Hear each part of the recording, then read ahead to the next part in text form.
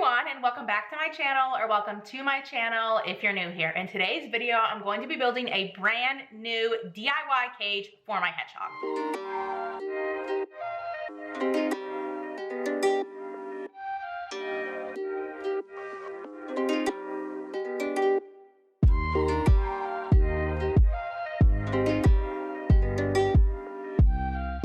So I adopted my hedgehog Ember about 5 months ago, and since then I have moved into a new house and I have been wanting to make her a brand new cage. It took me a while to figure out what kind of cage I wanted to make. There's a lot of different types of cages on the internet and on Reddit and on forums that people use for their hedgehogs. Some people use CNC cages, some people use aquariums, some people use reptile enclosures, some people use one half of a Critter Nation made for rats. But I just didn't really love any of those like purchase ready options. I wanted to make something unique that fit my space really well. And so in my new pet room, I had this little like alcove corner thing, and this is where Ember has been staying in her current cage since we have moved in. And as you can see, her current cage is like way off to the side. It does not fit this space, and I really wanted something to fit this space perfectly, and I wanted to make it nice and roomy so that I wouldn't ever have any reason to want to renovate it and make it bigger. So I decided to do a custom cage for her, and I got this idea off of Squeak Dreams, who made an IKEA style cage for her guinea pigs, and I sort of based mine off of her video. So I really like what she'd done. She has solid sides on the sides, the back, and the bottom, and then of course plexiglass in the front so you can see right in. So once I decided that this was the type of cage that I wanted to do, I had to go out and buy all of the materials. So the first very important material is melamine, which is the particle board that makes up the sides and the bottom of the cage. I purchased my melamine at Home Depot. I'll put it on the screen about how much it cost. I got a 4-foot by 8-foot sheet, but I took it to an employee in Home Depot who could cut it into pieces for me so I can make sure that it would fit in my car, because there's no way I could fit a 4 by 8 feet of melamine in my car, but also so that I already had the pieces cut and ready to drill together and screw together at home. So I brought him some measurements. I decided to make the cage 4 feet by 3 feet. So that was the size of my base. And then I wanted the 3 sides of my cage to be about 12 inches tall. So I asked for the other piece to be 12 inches by 4 feet. And that way it would sit on top of the base at the back. And then for my 2 sides, I wanted them to be 12 inches tall as well, but they had to be a little bit shorter than 3 feet because they were going to run into the back side, and I didn't want them to overhang in the front. So the side pieces were 34¼ inch long because the melamine is 3/4 of an inch thick. And this way, when pushed together, it would hopefully fit the exact dimensions. And then for the front, I decided to use plexiglass. I did just order my plexiglass off of Amazon. I'm sure you could get it at places like Home Depot or Lowe's or like local wood and glass shops, but I didn't want to go through the trouble of any of that, and it was a decent price on Amazon. So I got a 4-foot by 12-inch piece of plexiglass from the front, and when I originally bought this, I wasn't exactly sure how we were going to attach it to the front of the cage. And you'll see later on in the video, we did manage to do it, but it was a bit of a problem. And in general, I made a lot of mistakes while building this cage. So I'm gonna take you guys through everything. And hopefully if you decide to do something similar like this for any of your small pets, you can learn from my mistakes and not make the same ones that I did. So once I had all my pieces of wood, it was time to start measuring, drilling, and screwing in. We actually did have to buy a drill for this. We don't own a drill. I have never used a drill. I don't think I have now, I will say. But prior to this, I had not used a drill, and we didn't have one. So we went and decided to go ahead and buy one so we would have it on hand for future projects. So the first thing we did was take all of the wood pieces outside. I wanted to make sure we weren't drilling inside because it's bad for all the wood dust and sawdust to be blowing up in your face. You want to do it outside in a well-ventilated area. And it was here that I discovered that my wood pieces were not cut exactly as I had wanted them. I had handed the Home Depot employee like a drawing of all the pieces I wanted with all the measurements labeled on the sides. But I know that it can be kind of difficult with their machines, or maybe the measurements the measuring on it wasn't quite right. So I did have to choose a back that was taller than I originally wanted. He had cut a back piece that was 12 inches tall, but it was too long. It was longer than 4 feet. So I was like, that's not gonna work. So I found a piece that he'd cut that was 4 feet long and about like 13 inches high, just a little bit higher than the two side pieces. And so I just had to live with it. That was how it was gonna be. So we made sure to drill holes before we put in any screws. So we measured out on all the pieces of the wood exactly where they would need to connect with the other pieces. And we made sure to drill holes with our drill bit. I had my fiance and my friend help me with this because like I said, there's no way that I would have known what I was doing in order to drill these holes. But between the three of us, we got all the holes drilled. So then we just went and screwed all of the pieces together, just making sure that we had everything turned the right direction, that, you know, the sides were facing out, that all the holes aligned. And of course, this is just sort of like you have to be there to see it, to do it, to figure it out type of thing. I had a very clear image in my mind of how it was going to be put together. And so we screwed everything in, and that was the base. The base was done. We had the bottom, the three sides, and the back. And now here comes the roughest time, which is applying the plexiglass and the silicone. So in order to seal all of the cracks on this cage where the wood pieces met, I used silicone. I used 100% aquarium glue silicone. This is what you want to use that's pet safe. You don't want to use anything less than 100% silicone. So I ordered some off of Amazon and I got my gun for the silicone, and my fiance and I, we attempted to use it. And I do want to say we did a very, very poor job in applying the silicone. Do not use this as a guide. We did not cut the tube properly. We did not hold it at a good angle. And all in all, the silicone came out to be a mess, but it did seal the cracks. We also decided to use silicone to attach the plexiglass to the front. So we just put it on the bottom and the two sides and then press the plexiglass down on top. We decided not to use screws to hold it into place just because I was afraid of it cracking and I didn't know the best type of screws to buy, and I didn't want to accidentally crack the plexiglass, then have to buy a whole new piece. So we just used silicone to attach the plexiglass to the melamine. And we also used silicone along all of the corners and anywhere where two pieces of wood met. That way, if Ember happens to pee in a corner of the cage, it can't seep through to the wood and damage it. So we let the silicone dry for about 24 hours. And then when I came back, I looked at it and I realized that we had like majorly messed up. Like it looked really, really bad. I will show you guys these awful clips just for the sake of transparency, but it was not evenly applied. It was not smooth. It was bumpy. There was silicone way overflowing like the crack where it should have been. So I decided that I needed to do something about this because I couldn't just leave it like that. I was worried about the silicone flaking off or coming off and Ember attempting to eat it, or just in general, like it looked really bad and I just didn't feel comfortable putting her in the cage like that. So I spent a lot of time scraping off the extra silicone. I just used like a little knife for this that I have on my multi-tool. It's kind of similar to like a box cutter, and I just went around the corners and I scraped and scraped and scraped away at the excess silicone and got it right down to the corner as close as it needed to be. And then I was like, okay, it's close, but it still looks bad and little tiny pieces were still flaking off. So I gotta cover this up. So originally I tried duct tape. That did not work. It did not look good, and it was just in general not sticking to the material of the melamine very well. So I decided to order this other tape, which is an edge protector, sort of made to put on the edges of your counters in case like your kids run into them. So it was a pretty thick tape, very sticky, and also clear. And when it arrived, the first thing I actually did was to design the front of my cage. So I wanted to cover up the ugly wood exposed side that was showing through the plexiglass. And I went to Michael's and I got some washi tape, and I realized that while the washi tape looked really, really beautiful, it was not going to stick to this raw wood or to the plexiglass. It wasn't going to stick to that type of material. So I took this counter edge tape and I taped all the way around the two sides of the plexiglass and the bottom.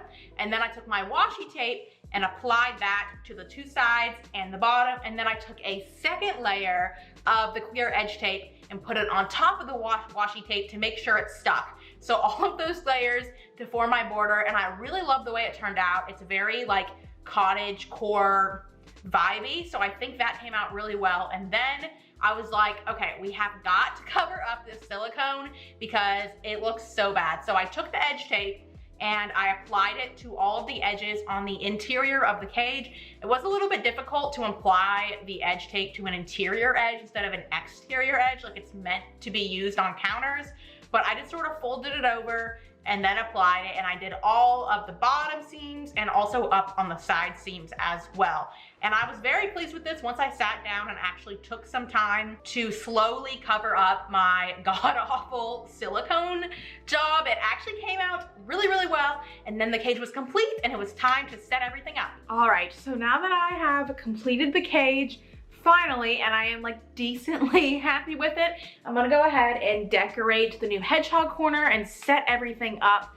I'm not 100% pleased with the way the cage came out. I feel like the silicone, I was just so not prepared for what to do. My fiance didn't know what we were doing. It just came out basically a huge mess, and then I had to sort of fix that up the best I could. So I'm not like 100% happy with the project, but I feel like at the end of the day, you're not gonna be able to tell once all of the fleece and the bedding is in there. You won't be able to see all the tape and stuff that I had to do to patch it up. So there's no undoing it. There's no going back. So I'm gonna work with what I have, and I'm gonna set up this corner, decorate it. I gotta move her current cage out of the way and move everything in here and find a way to hook up her heat lamps. I haven't exactly fully figured that out yet. I don't know where they are, but I have these like dangling cases that you can put the bulb in, but I don't have anything to hang them from. So I'm just gonna put the cage together and then see how I can sort of attach the heat lamps. Not sure yet, so let's go ahead and do that.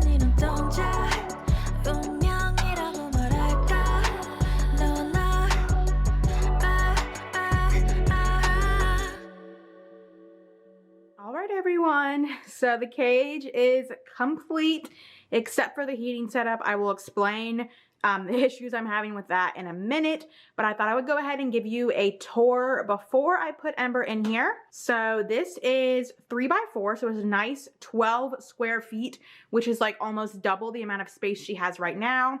And I tried to fill it up with multiple hides just so she doesn't feel too out in the open and exposed, since it is a larger cage than she's used to. So the first thing I have done is I put her wheel in a litter box. I'm really hoping that I can successfully litter train her and have her only poop and hopefully pee in here as well. She tends to go on the wheel or right under the wheel, which is like pretty common for all hedgehogs. So I'm hoping that the difference in substrate, as well as having the wheel in like a contained litter box, will mean that she'll only go here, and I will be moving her poops to this area so she can learn. I also buried some of the old bedding that she peed on in here, so it already smells like she's supposed to go here. So this is her wheel. It fits nicely in this litter box. And then this is a bath mat I put here. I chose to do one small section without bedding just so I could have a good place to put her water and her food dish where I wouldn't have to worry about bedding getting into it, because that has happened when I place her water dish like on top of the bedding. So this way it's just like a little small area for her to drink and eat.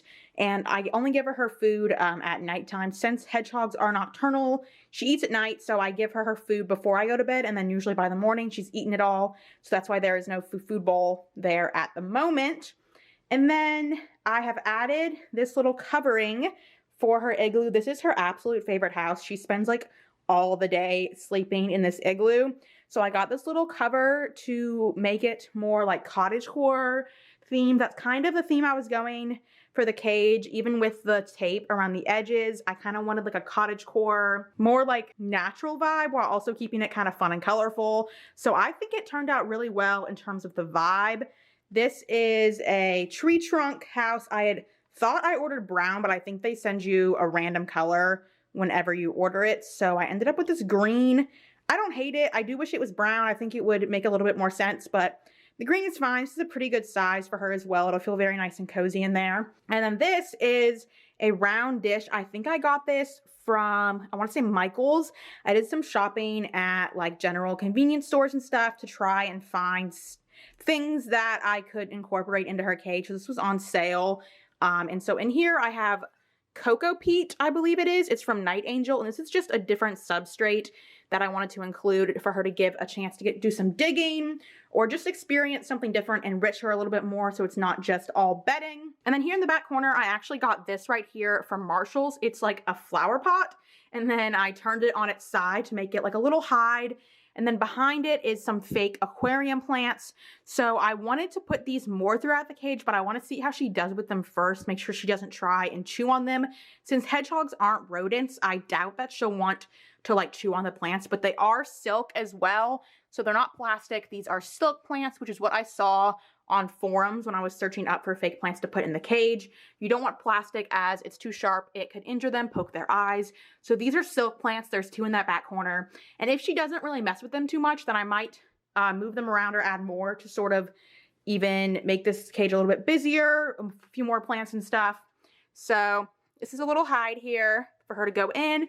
And this hay is not for eating. I know I'm probably going to get some comments that hedgehogs don't eat hay, and I know that. This is for burrowing. So this is some of the orchard grass hay that I feed my guinea pigs, and I put it in here just for burrowing and hiding purposes. I've seen other people do that online and on Reddit as well. Just a sort of natural, safe material that they can dig in and be enriched by. So this is not for eating purposes. This is her house. This has 2 entrances, one here and one here. And I put a decent bit of bedding back in this area so she can sort of burrow in there if she wants. She likes to burrow her head under her bedding when she sleeps. So there'll be plenty of space for her to do that in there. And then we have a few toys sprinkled around. These are like cat toys. I think they're kind of like foam type balls. And then I have 2 of these. I got these off of a small shop on Etsy. These are hedgehog toys, and they're stuffed with mint. So they do have like a kind of a smell to entice them and make it more interesting. So we have a little mushroom here, and this one is a little leaf, and she has had these in her current cage, and she likes them. She'll normally end up having one in her house with her. I don't know if the mint smell intrigues her, but I've seen lots of people try these out. So I'll link that shop down below. She has like literally hundreds of different little shapes that you could do for hedgehog toys that she hand sews all of these and stuffs them with mint. So I'm very excited. I also have some pom-poms, but I figured I would wait on those until I maybe make like a little dig box. That is the one thing I feel like I'm missing from the cage, is some sort of dig box. I know a lot of people do like ones with like fleece scraps or pom-poms or like natural materials. So I do want to make some sort of dig box. I just haven't found the right container yet for it. But in the meantime, I do have like the digging options in this bowl and in the hay and stuff. And then to talk about my lighting, guys, I am trying to figure out what to do. I didn't think this through. I think I just kind of hoped that it was going to work out. So this is what I normally have. And these normally sit flat on grids on top of the cage, but this cage is open top. So I've sort of attached it right here, and I'm feeling like it's pretty stable. Like it looks pretty stable like that. I just wouldn't want it to fall down because the heat lamp gets so hot that it would like burn her. Like I accidentally touched it with my finger and it burnt me. So I wouldn't want this to fall in the cage. So I considered using these. These are supposed to like hang vertically, but I don't have the tools to hang them. So I tried to use one of those things to attach it, and it looks like this. The bulb would go here, but then the heat is gonna go up and not down to the cage. So I think for now, I'm gonna set up both my heat lamps like this, and then I will buy the stands for the cages, and then I can have them hang, and I'll feel a little bit safer about that. I don't think this is going to go anywhere. Like even with some pressure, it's got a pretty good stand here. They're like overlapped and intertwined, and so it's pretty good. And I'm just gonna add my other lamp probably over here, have one on each corner, and then I have my thermostat, of course. It's going to be hard to see on camera, but it's set to 77 and it's saying the cage is currently 34. My reader in here for the temperature is right here.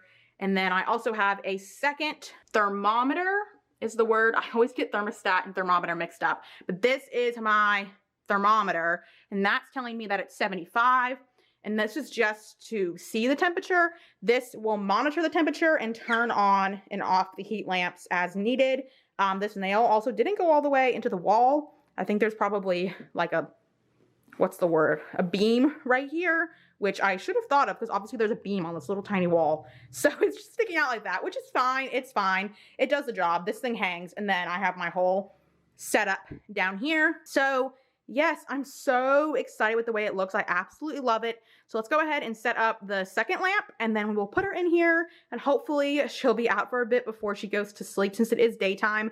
I don't know how much exploring she'll do, but I'm excited to put her in here. It's gonna be so fun. She's got so much more space. So yep, let's go ahead and do that.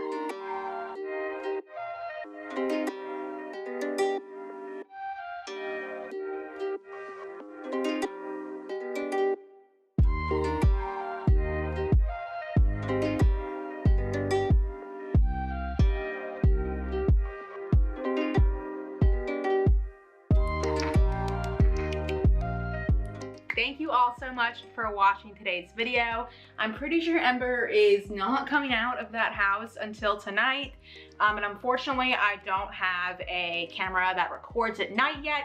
I do want to get one so I can see what she's up to at night, but I will probably be spying on her in the dark tonight to see how she likes the new cage and watch her explore. But this is where I'm going to end today's video. I hope it was interesting and helpful and you can learn from my mistakes that I made attempting to build this cage. In the end, I will say everything worked out just fine, but it was one of the more difficult projects I have ever done as far as building things for my pets. So thank you all so much for watching. Please like if you enjoyed and subscribe to see more of my content. Thank you all so much for watching and I will be back with another video soon. Bye-bye.